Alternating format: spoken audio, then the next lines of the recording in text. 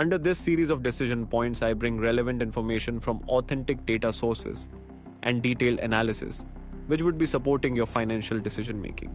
Insights developed over this series would be helpful to corporate professionals, students of business studies, and all the people interested in financial domain. Systemic risk refers to possibility of an event that can trigger severe instability of entire industry or economy. It denotes cascading failure of financial sector due to interconnectedness. Systemic risk was one of the key causes behind global financial crisis of 2008. Central banks and policymakers consistently work to control the buildup of systemic risk and contain economic crises if it occurs.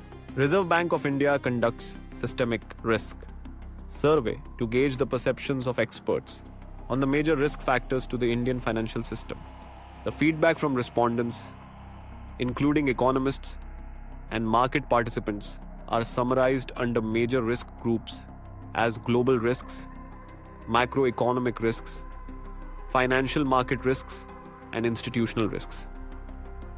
For recent systemic risk survey conducted during May 2025, all major risk groups are perceived under medium risk category with score between 5.2 to 5.9. A score between 4.1 to 6 represents medium risk.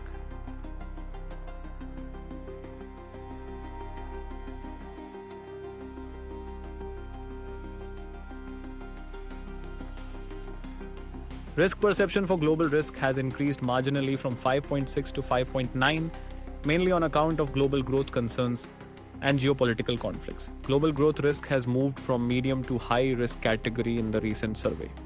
Global economic growth pessimism also reflects through downgrade of global growth forecast by multilateral agencies.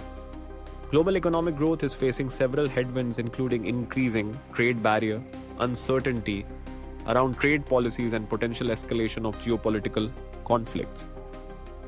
Geopolitical conflict has also moved from medium risk to high risk for recent survey.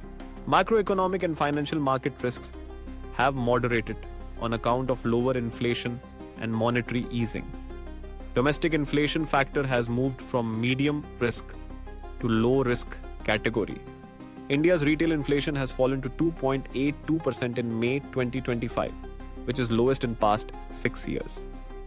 This is attributed to notable decrease in food inflation below 1%. A lower inflation has enabled the central bank to ease monetary policy. Under macroeconomic risk of investment growth and climate-related risk have increased, although remained under medium risk category. Under financial market risk, equity price volatility continues to be under high risk category. Under institutional risk, cyber risk remains under high risk category and its risk perception has further increased in the latest survey. We will continue discussing on systemic risk survey and cover outlook of Indian banking sector in next part of this series.